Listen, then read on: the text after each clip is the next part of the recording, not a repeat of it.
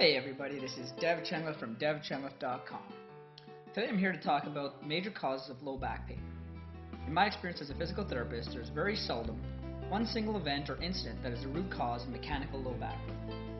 In fact, low back pain is typically the end result of an accumulation of little traumas and injuries over a period of time.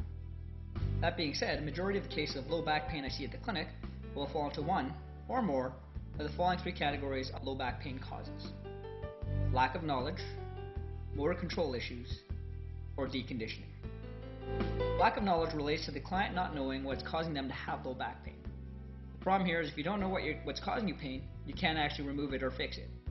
This includes not knowing about the anatomy or physiology and how these systems interact with the environment. Also includes not being aware of how to use your body every day. The knowledge component really encompasses all the things that give a basic understanding of what may be good for your back and what may not. Motor control issues relate to four major components. These are posture, movement patterns, mobility, and muscle imbalance.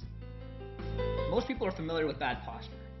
This usually refers to those slouch postures that most of us adopt when sitting in front of the computer, driving our cars over a long commute, or sitting on the couch watching television.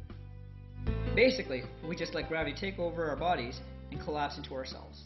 And we do this for long periods of time, day in, day out, week after week, month after month.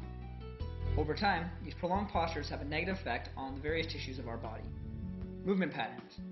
Movement patterns deal with the way we've taught ourselves to move our bodies. Essentially, over time, we've picked up different habits of movement, different ways to move. Unfortunately, many of these habits aren't necessarily good ones, and we use shortcuts that have the potential to cause irritation and damage to the other structures or various structures of our bodies. Take, for example, sitting and standing. While this may seem like one of the simplest tasks we do every day, it's also one of the ones that's most often done incorrectly, with too much use of the back and not enough hip activity. Mobility relates to how well our joints that should move, and how well those structures that shouldn't move, stay put.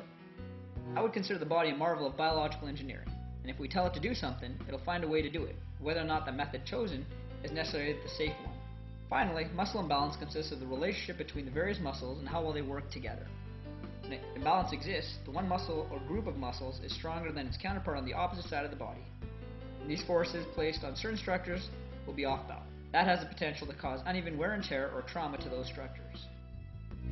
As you can see, motor control consists of those important elements that allow our body to function optimally within our environment.